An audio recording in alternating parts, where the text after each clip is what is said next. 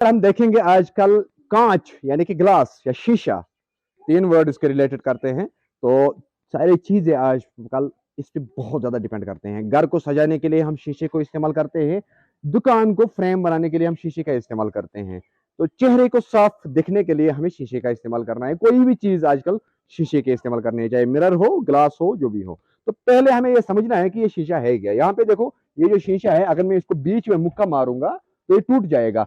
अगर यही मुक्का मैं टेफन वाला ग्लास के अंदर मारूं तो वो बीच वाला नहीं, बीच में नहीं टूटेगा। उसका कैसे तोड़ना है, कांच कैसे बनता है, टेफन कैसे बनता है, या ये वाला कांच कैसे बनता है, और किस कंट्री से पहले ये बना, कहां से ये इजाद हुआ, ये सारी इंफॉर्मेशन इस वीडियो के अंदर मिलेगी। वीडियो को आगे बढ़ाना है, आखिर तक देखना है। हर एक इंफॉर्मेशन मैं आप लोगों तक शेयर करूंगा इस चीज के रिलेटेड। तो पहले आप लोग प्राउडली कह सकते हो एक चीज की, जब 150 साल पहले ग्लास पे रिसर्च हुआ, शीशे पे रिसर्च हुआ, कहां पे? मिस्र के कंट्री के अंदर। मिस्र में कांच का इस्तेमाल पहले किया गया, उसके बाद वहां से फलस्तीन के अंदर इसको लाया गया, या टेक्नोलॉजी, और फलस्तीन से फिर सीरिया, तो सीरिया से फिर आगे बढ़ते गए ये दुनिया के अंदर। लेकिन अभी निकलता कहां से है, ये इसका रॉ मटेरियल क्या है? असली रॉ मटेरियल इसका सिंपल है, रेता। जो रेत हम घरों के अंदर इस्तेमाल करते हैं वो रेत नहीं, इसके लिए रेत अलग होती है। उसके अंदर क्या होना चाहिए? सिलिका। 99% उसके अंदर सिलिका होना चाहिए। अगर आप लोग कारीगर हैं तो आप लोग देखोगे कि किसी पहाड़ में जाके या किसी राजस्थान के अंदर जाके वहां पे जो रेता होती है उसके अंदर आप लोग को शीशे जैसे दाने दिखेगी, लेकिन उस रेत को यह निकलता है जिसके अंदर 99% सिलिका होगा, उससे कांच निकलता है। उसको करने के क्या क्या प्रोसेस है, फिर उस रेत के अंदर से क्या क्या निकालता है, तो कितने प्रोसेस के बाद हमारे पास रियल वाला ग्लास पहुंचता है। पहले मैं यह समझाता हूं आप लोगों को। इसकी 4 प्रोसेस है, 4 प्रोसेस। एक है मिक्सिंग प्रोसेस, पहले इसको मिक्स करना है, इसके साथ 2 केमिकल्स पड़ते हैं, और उसके बाद मेल्टिंग प्रोसेस, इसको हीट करना है।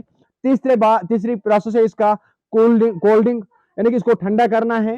तो उसके बाद चौथा प्रोसेस जो है वो है रियल ग्लास। उसके बाद रियल ग्लास हमारे सामने आता है। उसके बाद ये वाला ग्लास, ये आप लोग मेरे पीछे देखते हो, या जो आप लोग ग्लास घर के अंदर लगाते हो जिसके बर्तन बने हुए होते हैं या बाकी चीजें बने हुए होते हैं।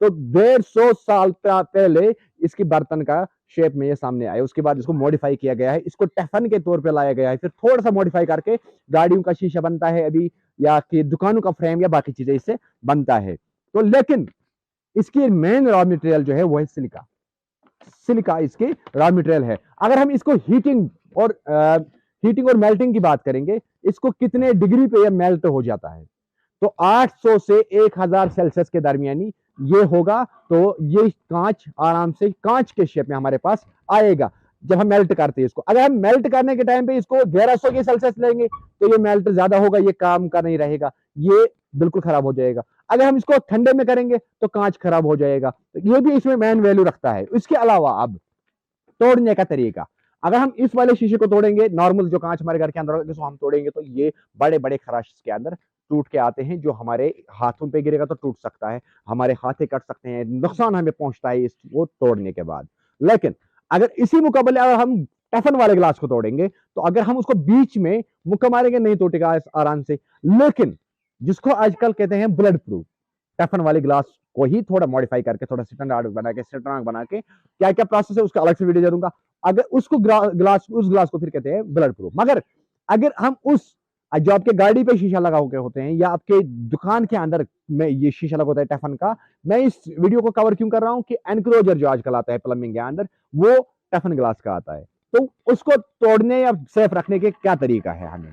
तो अगर हम उसको जोर से पत्थर मारेंगे जिसका स्पीड बहुत ज्यादा होगा, तो उसको आर पार सुराग होगा।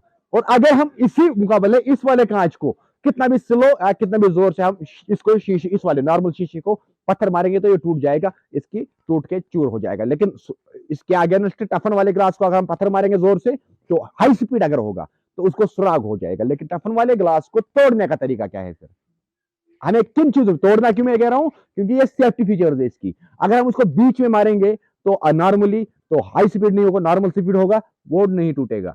तो उसको इजी तोड़ने का तरीका जो आप लोग कहीं पे भी देखोगे कांच टूटते हुए टफन का, उसको हमें एज पे, ये जो एज है, अगर हमने उसको एज पे मारा तो वो चूर चूर हो जाएगा, उसके बिल्कुल कुछ सेंटीमीटर्स वाला वो पार्टिकल्स निकल के आएंगे जो आप लोगों के सामने पड़ जाएगा। उसका मेन पर्पस क्या है, वो कंपनी क्या दावा कर रही है उसकी मेन पर्पस के लिए, कि अगर ये गिर भी जाएगा तो इंसान को नुकसान ज्यादा नहीं हो जाएगा। सेफ्टी फीचर्स के नाम पे उसको वो चीजें कर रही हैं।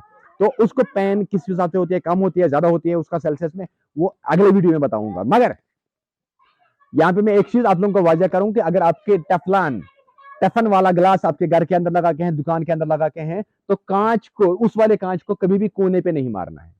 कोने पे मारोगे तो आपका कांच बिल्कुल खत्म हो जाएगा, अनसेफ हो जाएगा, आपको कोई भी फायदा नहीं मिल जाएगा। और उसके अलावा एक चीज कि अगर आप उसको कटिंग प्रोसेस देखेंगे, कटिंग प्रोसेस, तो कटिंग प्रोसेस के लिए हमें डायमंड ब्लेड होना चाहिए, डायमंड ब्लेड, जिससे हम उसको हाई आरपीएम में काट सकते हैं। हाई आरपीएम याद रखो। तो इसलिए नॉर्मली क्या होता है कि हमारा लोकल सिटीज के अंदर काटने को नहीं मिलता है, बनाने को नहीं मिलता है। तो अगर इंडिया की बात हम करेंगे, इंडिया में कांच की सबसे बड़ा मार्केट जो है वो है फिरोजाबाद में, जहां पे इसको बनाया जाता है। लेकिन बदकिस्मती से वहां पे क्या है कि वहां पे ट्रेडिशनली जो है वो वहां पे ट्रेडिशनली वहां पे बनाते हैं, लेकिन अब बहुत सारा जमाना चेंज हुआ, इसको इंप्रूवमेंट आई, मशीनों पे सारा डिपेंड है अभी, लेकिन गाजियाबाद के अंदर अभी भी इसको ट्रेडिशनली बनाए जाते हैं। तो ट्रेडिशनली बनाने के बाद क्या बनाते हैं उसको, वो कांच वाले वो बैंगल्स बनाते हैं या कुछ ऐसे तमाशे वगैरह जो भी घरों के अंदर होता है। अगर अब हम बात करेंगे कि कलरफुल कांच कैसे होता है, तो कलरफुल कांच के अंदर कब बनता है कलर, उसको कलर तब बनाया मिक्स किया जाता है जब इसको मिक्सिंग प्रोसेस होता है। तो उसी टाइम पे इसको कलर, केमिकल के तौर पे कलर लगाते हैं, और उसके बाद ये कांच जब शो हो रहा है, ये कांच शो हो रहा है आपके सामने रियल कांच में कलर बन के।